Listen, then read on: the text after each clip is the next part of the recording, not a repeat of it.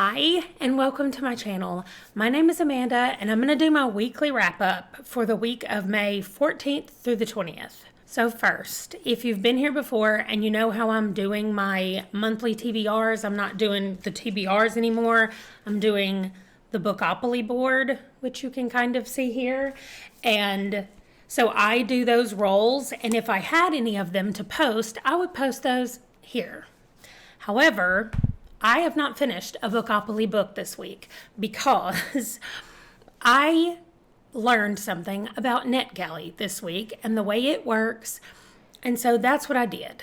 I stopped everything and I went over to Netgalley because I had 4 books that were going to be archived soon and I would lose them, the ability to read them on my device. They were going away. So I stopped everything and I read 3 of those 4. So let's talk about those books. The first one that I read was Siren Queen by Nghi. I don't even know how to describe what this is. Like, I guess we could call it historical fantasy if we're just talking about the exact genre that it is. Siren Queen felt like it was describing Hollywood and the way fame works and all of those trappings that go along with that in a fantasy setting. So the people who act like monsters and who we think of as the monsters that are preying on the young and the beautiful and all of that, they're actual monsters in this book. And so the main character that we're following she has more than one name, and names are something that is really important. Like if you're named, then that means things. And so there are different little nuances that go along with this book as far as how that goes and how you're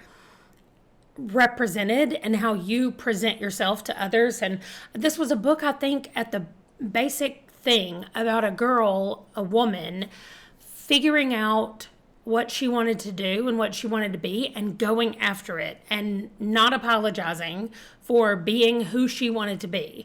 And this is set, it seemed like it was set, it's definitely in Hollywood, and it's when the people who had made the silent films were still alive, but they were much older, and it was where that next generation of talkies, those movies had started.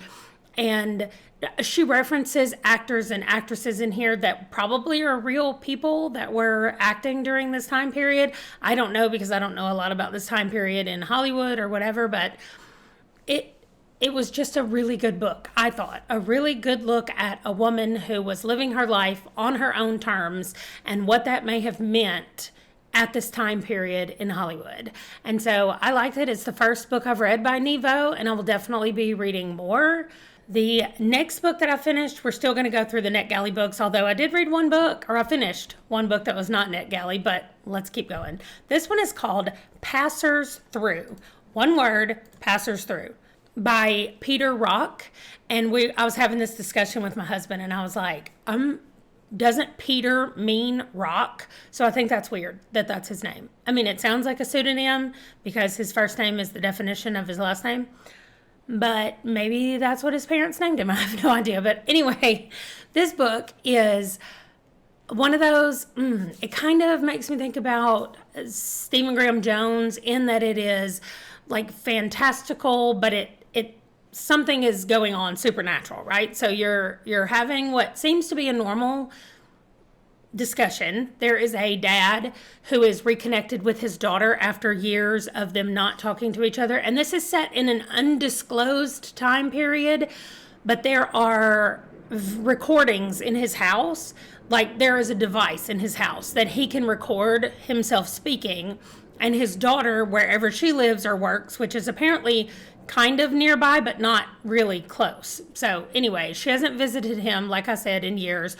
Her mom has recently passed away, and she feels like she needs to reconnect with him because something happened in her childhood, and she wants the answers for it. And he is trying to tell her, I gave all the answers back then, but she doesn't exactly remember what happens, and the things that she does remember doesn't really go along with what everyone is telling her that happened, and her mom was always very negative about her dad. The police kind of accused her dad of some stuff, and so she's trying to find out what the truth is at the same time that he is trying to find out the truth, because he doesn't know what happened. Like, he was there, he went to sleep, and when he woke up, things had happened, and so he's trying to figure out what it is at the same time that she's trying to find the truth of what actually happened. And so this was weird. Like, it did involve like just a random woman that kind of bumped into our main character, and she was like, oh, I'm going to just show up randomly at your house. And he's like, okay. And he kind of goes along with it. And I'm at the same time going, no, we don't let strange people just wander around our house especially when we're injured. Like, that's not what we do. But apparently it's what he does. So anyway, like I said, this is one of those books where it almost feels like a fever dream in parts of it, and you're like, what did I just read, and what is happening right here?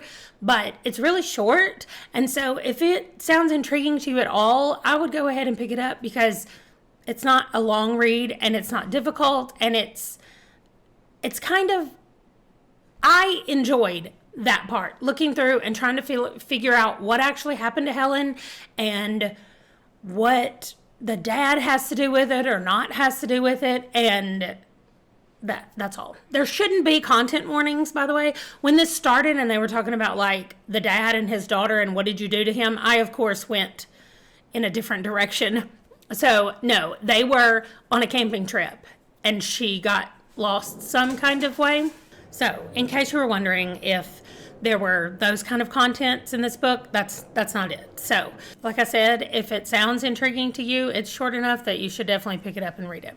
Okay, and then the last Netgalley book that I read was Shadow Fallen by Sherrilyn Kenyon. There's not a lot that I can say about this. If you know who Sherrilyn Kenyon is and you've read any of her hunter books like Dragon Hunter and Dream Hunter and Shadow Hunter, I don't even know what they all are, but if you've read any of those, you can pick this up. This does not have to be in any order. It says it's the 5th or 6th book, specifically in the Dream Hunters, but there are references to other people, but there's not anything that you have to know to read this book. So if you've also heard of her and you're like, oh, that is like a 30-something book series, I don't want to get into that, you don't have to start all the way back at the beginning. You could just start with this book. Although, if paranormal romance is what you like, this is one of the best series. This is one of the longest running. She has some of the greatest characters. She has some of the most devastating plots that, just rip your heart out. And it was the first time years ago, the first time I anticipated a book coming out and got ready to go get it. That was for one of her books. It's called Acheron. I'm not going to give anything else away over the whole scheme of things, but this book specifically is about an angel person. I don't know that she's considered an angel. Actually, she's not classified as that. Although, anyway, there is a connection to the angels. I don't know how to talk about it without giving it away. I was about to say who her father was, but then that'll be a spoiler. So I will say this. She escorts people who die on the battlefield into where they're going to be forever. And there was an old lady whose son passed away, and she saw her taking her son, and she has cursed her. So now our main character has been cursed. She wakes up in this place that she does not know. She has no memory, and she's brought to the king of this area, the leader of this area. Maybe he's like a duke or a lord or something. I don't remember his title, but anyway, she's brought to him, and he's trying to help her figure out who she is, and part of the curse is that she would fall in love, and then her love would be taken from her. That was the curse. So we do get to meet some of her other supernatural brethren. She calls them brothers, but they're not really. But we get to see some of them, and so those may be in some of the other books, those people. But again, like I said, there aren't any spoilers. There's not anything that's going to give any of it away. We do get to see Acheron at the very, very end. So if you're a fan of her earlier series, that first 15 books, 12 to 15 books, I think, that had a ton of Ash in it, then he's in these at the very end of this as well. Again, still not giving anything away, but he's there. So That's all of the Netgalley books, and I don't have that many of them left to read, but I do have the challenge that I'm going to be working on starting in June. So I will update you as we get closer to June. There's going to be a specific challenge about Netgalley books that's going to be June, July, and August. So all through the summer, we're going to try to fill up a Netgalley bingo board, and so I'll explain all of that as we get closer.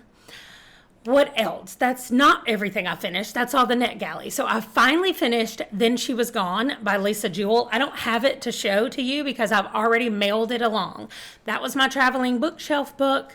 I finished it. It was fantastic. I gave it 5 stars. I thought that it was so good. I loved it. It was heartbreaking in its like grief that Laurel, our main character, is dealing with. Her daughter has disappeared. Her daughter disappeared 10 years ago, and we're kind of stepping in, and then there's some chapters that say then and some chapters that say now. So we find out in the then and the now at the same time what happened to her daughter. And I'll tell you, like at the very, very beginning, her daughter says, like, this is who did it and this is how it happened. And we still are not 100% sure that that's what happened and that's who did it until we get so close to the very end. So this was so good, and it's my first Lisa Jewell. It is not my last. I have already put another one of hers on my want to read list, and I will definitely be picking this up. But if you do have some triggers about kidnappings or like teenage runaway kidnapping, that kind of stuff, just maybe read a little bit more about this or go at it really slowly. But oh, it was so good. The tension in this book was out of this world. Like, I was actually scared a few times to pick it up just because when you know something bad is about to happen to a character that you really like and you just don't want to find out, that's how I was. I was like, let's just leave it where everybody's okay. So those are the 4 books that I finished this week. I am reading slower and I am really enjoying it. I mean, I did kind of try to fly through those Netgalley books, but overall I'm going slower and I'm really liking it. So before I talk about what I'm currently reading and what's next, I got some book mail. I won a spinner wheel giveaway thing. I don't think that's ever happened to me before. Maybe one time it's happened. But Steve at Steve Talks Books got these books that he likes from Adam Hulse. And he had both of them. There's 2 books. There is The Cursed Clones and The Cursed Creatures. I'm pretty sure that they're self-published. I haven't even looked that part up, but I'm pretty sure that they are. And so he offered them both as a giveaway, and so many people responded that he spun 2 times and gave away both books to 2 different people. So he spun my name and I won these 2 books. So I am going to put them on my bookshelf. I'm going to add them to my physical TBR, which does mean that number I just counted up the other night for a future video has to increase by 2, but that's totally fine.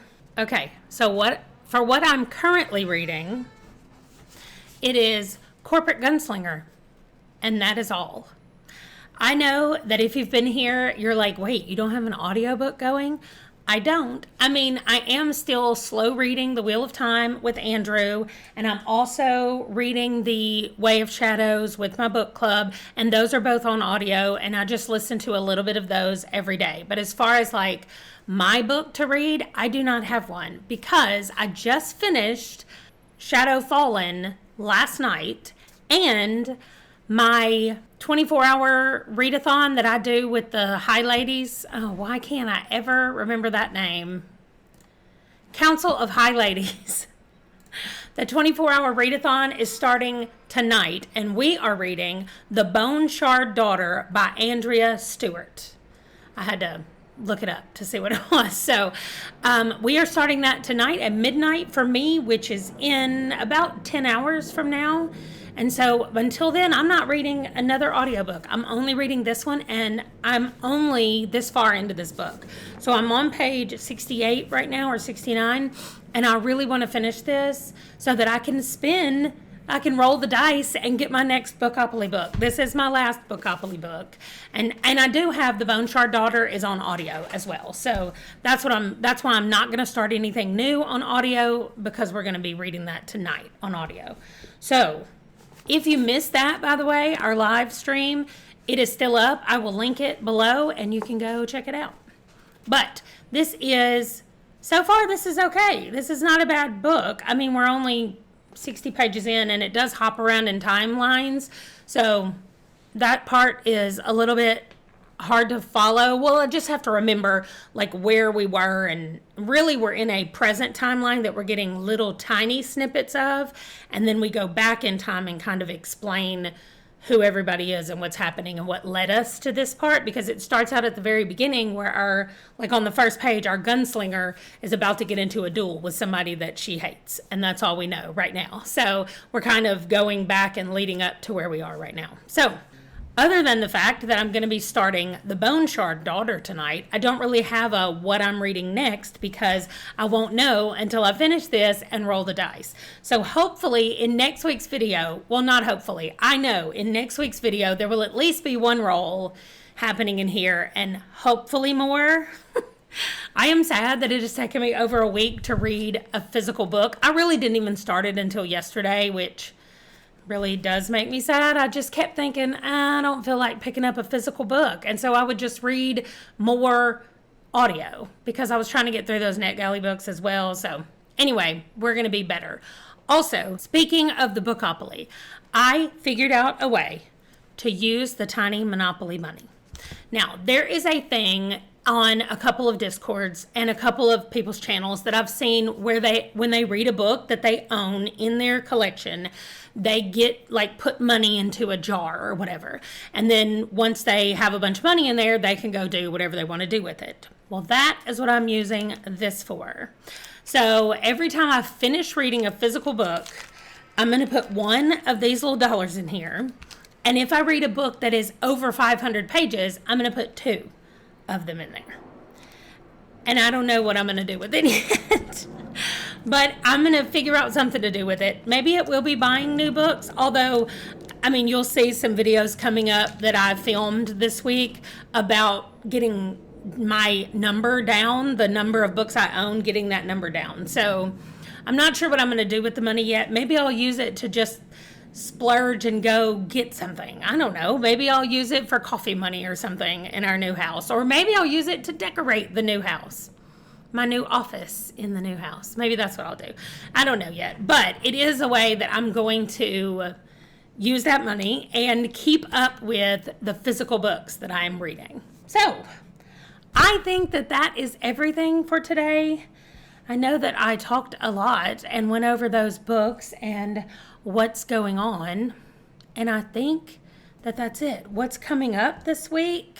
We only have 3 weeks left in our house. We technically have a week and a half left before they come move our stuff. But we have 3 weeks left before we drive out of Texas. And so we're starting this week to start meeting our friends and going out and saying bye and all of that stuff. We're all doing final dentist appointments. I'm going back to the nail lady for the last time, and we're just kind of finalizing stuff. This is our last full week coming up. This will be our last full week in the house. And so the next wrap up, I'll still be here. Everything will look like this, but it'll be the last one. So I think that's it. There's not a lot of stuff happening this week. Like I said, we're just meeting with friends and saying bye to some people and working on finishing up those last minute appointments and everything before we move. So I will be back next week with another wrap up, but I'll be back in a couple of days with another video, and I'll see you then. Bye.